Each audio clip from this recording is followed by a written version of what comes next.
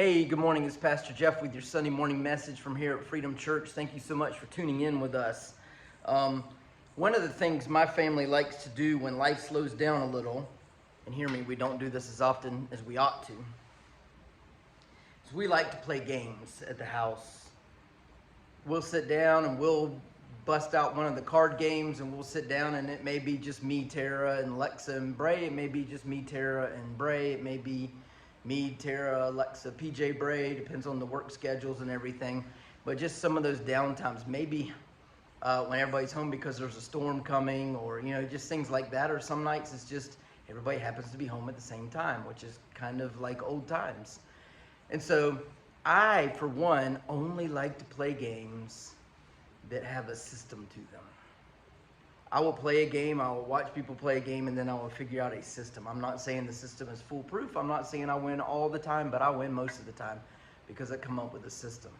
I don't like playing games that are 100% based on luck. I don't like playing games that are just goofy, fun games because I'm competitive and I like to win. We as humans don't like the story, especially as Americans, of the prodigal son.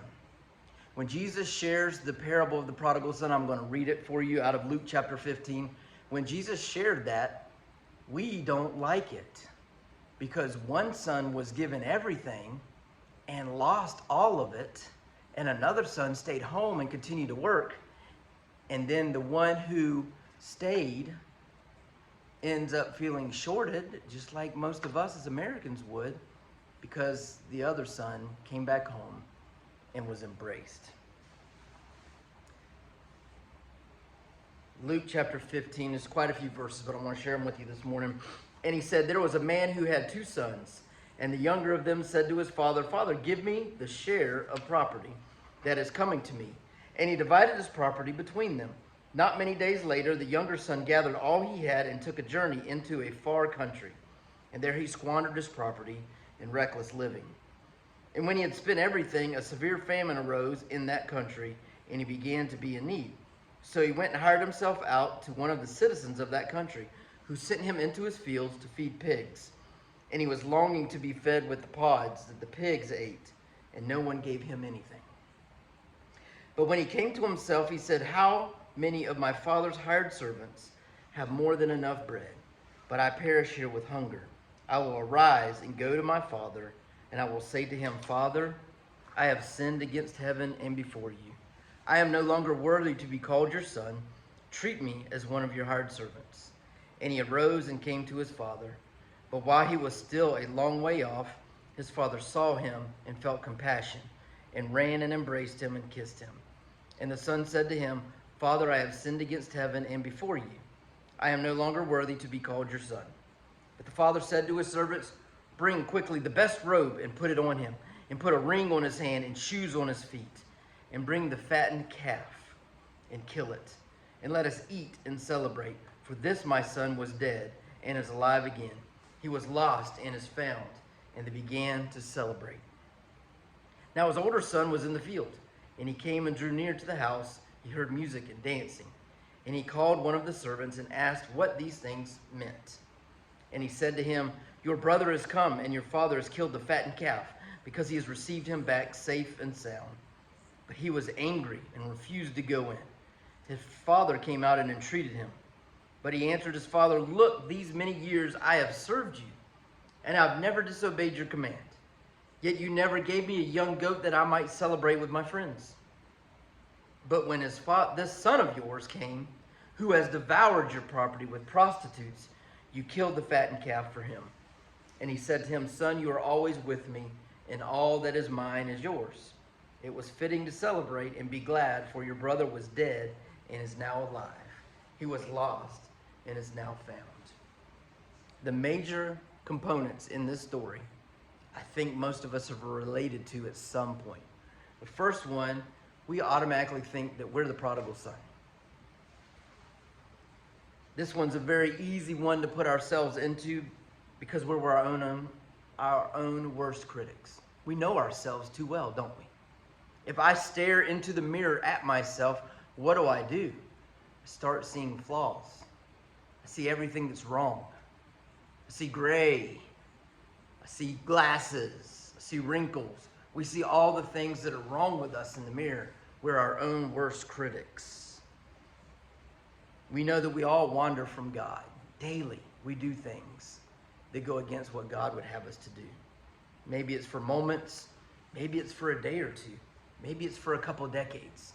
But we wander from the faith that we have from God. So we immediately relate to the prodigal son. Romans 3:23 says, for all have sinned and fall short of the glory of God. Pretty cut and dry. That's not a verse I need to dissect for you. It's not a verse that we need to break down. I sin. You sin. We all sin. Therefore, we are all sinners. So it's easy to put ourselves in the place of the prodigal son. A son that squandered everything. Those moments where we throw away stuff for stuff instead of investing our things in the kingdom of God. Next, sometimes we think we're the father. Some of us have played the role of the father. There are going to be times where we need to forgive people that maybe we don't want to forgive. Again, like I have said before, revenge puts us even with people. Forgiveness puts us above them. And it's not about being better than people or above people, but it is about taking that high road. And that high road is a lonely road. There's not a lot of traffic on the high road. It's not about winning or being above people. It's about restoring the relationship. You forgive, you earn their respect. You forgive someone, they see you as more invested. Also, we see ourselves as the father because there are going to be times where you are the only one forgiving others. It's not going to make sense to anyone but you, quite possibly. You're going to be forgiving them and helping them through the healing process instead of getting even or shutting them out completely. This is especially tricky with family. You have to handle it the way God is calling you to handle it, even if it means family and friends go completely against you. When you lay your head on the pillow at night, when you go to sleep, it's just you and God. And what matters is that day, did I do what I could to follow God's calling for my life?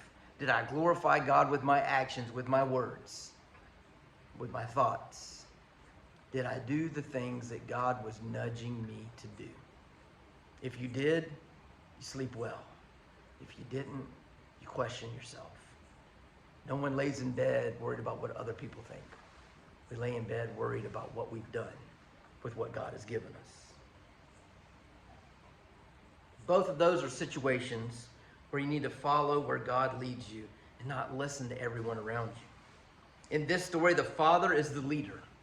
And let me tell you, anytime you lead anything at all, a business, a sports team, a family, a nonprofit, a ministry, you have to understand there are going to be consequences. Leaders face consequences. If you are a great leader, you openly share weaknesses. You find yourself vulnerable with the people you care the most about and real. And anytime you lead that way, you're going to be misunderstood. And there's no way around it. This father, no doubt, was misunderstood. The servants probably questioned why they were doing what he was telling them to do. The son definitely questioned why he was doing what they told him to do. I am willing to bet the prodigal son would have been questioning, why in the world am I getting this response? All I want is food. And I'm getting blessed beyond what I could even fathom. But there's more to this story as well. Yes, this is a parable that Jesus taught, but it's God's parable. Therefore, it's going to cover all the bases of what humanity would have done in that situation. You see, the father runs out, and it's not just because he's filled with compassion. In that culture, a Jewish son who lost all of his inheritance among Gentiles would have been subject to a ceremony on his return to the village. That ceremony is called a kezazah, K-E-Z-A-Z-A-H, kezazah, in which the villagers would have broken a large pot at his feet and yelled at him and then let him know he was now cut off not just from his family, but from his people. He was being banished. They did this regularly to Jewish men who lost everything in a Gentile setting. So when the father runs, it's partly because he's excited to see his son, but it's also partly because he wants to get to him before everyone else does. He's literally running to save him. Instead of subjecting him to the utter shame of the Kazaza, he embraces him. He shows the village that his son is forgiven and then moves quickly to restore him because it's him that the son had sinned against. It's him who was being hurt the most by it. Therefore, he could be the spokesperson. Then he moves quickly not only to restore him, but through the killing of the fattened calf. Another moment that would have had the audience's head spinning in circles. The entire village would have attended that feast that night, and the son would have been publicly restored. It was not a private forgiveness. It was a public celebration of God's grace. So what if you're parenting through a prodigal moment? What if you are right now in the middle of these moments in this day, parenting through with your own prodigal son or your own prodigal daughter? If you're a parent, how do you pray? First of all, I believe you pray scriptures of grace and truth over the situation and over them, so that your reaction can be filled with grace and with truth. You've got to stand for the truth. You've got to stand for what's right, but it's got to be filled with grace. Second, you've got to pray against the enemy's desire to have them. Satan is ready to use them, and the more they feel hurt by their family, the more they're going to be used by Satan. And then finally, the hardest one of all, you have to pray. This is not fun, moms and dads. You have to pray for the brokenness that it takes for them to seek healing and become well. There's not a parent alive that wants to do that. Why on earth would I want to do that, Jeff? I'll tell you why. Because 5 years from now, all you're going to care about is that your child is healthy and they are whole and they are well, physically, spiritually, mentally, emotionally. You're not going to care about the pains that you had to go through to get them there. Parenting's painful. There are things you have to do that are painful.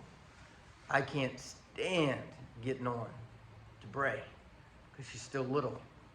And I see the disappointment in her eyes, but she's got homework she's got to do. She's got dinner she's got to eat.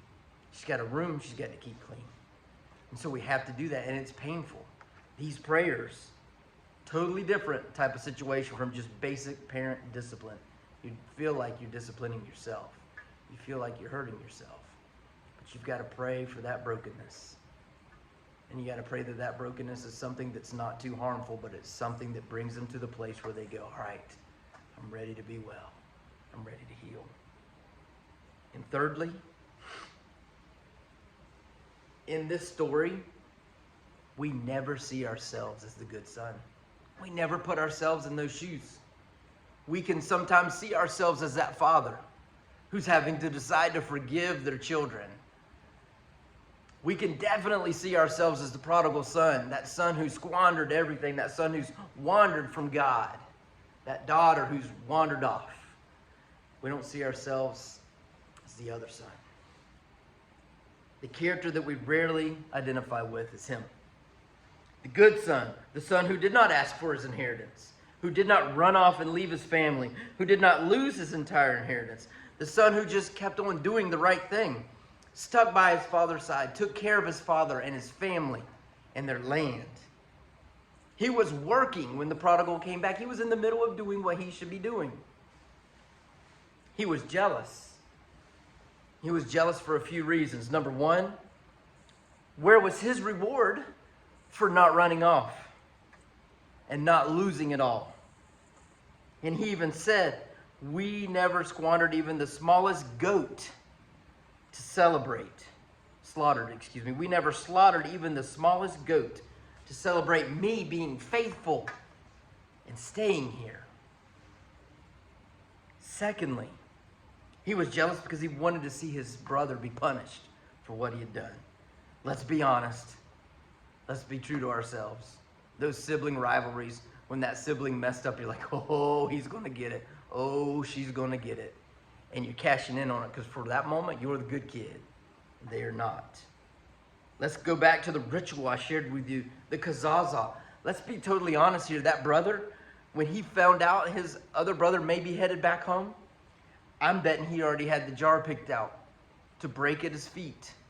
And he already had the words that he had decided he was going to yell at him when that ceremony took place. He was ready for just that occasion. Thirdly, he had followed the protocol and he had followed the system. He had done what the system called for and what the system told him he should do. And finally, that was his fattened calf. That was his robe. That was his ring. Why? Because half had been given and half had been kept. So if you pay close enough attention to all of this, you'll realize that the prodigal son was given his inheritance. All that was his was given to him as he requested, and he left with it. The son who stayed with the father, he worked and remained. Everything that was left was his. It was all his. So anything that brother comes back and gets is taking away from his portion. And the biggest thing I think we overlook in this parable is this. The father is looking at him and saying during this time, he had no one. He slept with and ate with pigs. Yet you, my son, you had me the whole time. You had me all to yourself. But now that I have seen your response, I realize that all the things that I've given you and all that I've been for you was never enough. You are no different from him. That other son, we sit in church pews, we sit in chairs at church, and we judge. We judge people based on what they've done, based on the mistakes they've made. And what do? We think we're better than them. Truth is, we're no different. I stood in my jail group on Thursday, and I talked to my guys, and I just poured into them, and I told them, listen, I'm no different from y'all. It's home when they're wearing the jumpsuit and the Crocs and incarcerated, and I'm able to come in and talk with them for an hour and then leave. I'm really no different from them. We've got to stop thinking that because someone has wandered from God, they've distanced themselves from God and from their faith, that they deserve something other than what they're getting. Because while they wander off, you've got God. You're still growing. You're still feeding off of him. Your faith is still growing. And he will always, always be more than enough. That son who had stayed home, he was no different from the prodigal. Because what he had been given was not enough. And he needed to see himself as realizing all that the Father was and all that the Father had given him would always be enough. Our Heavenly Father, all that he has given us and all that he is, will always be more than enough. Have a great day and God bless.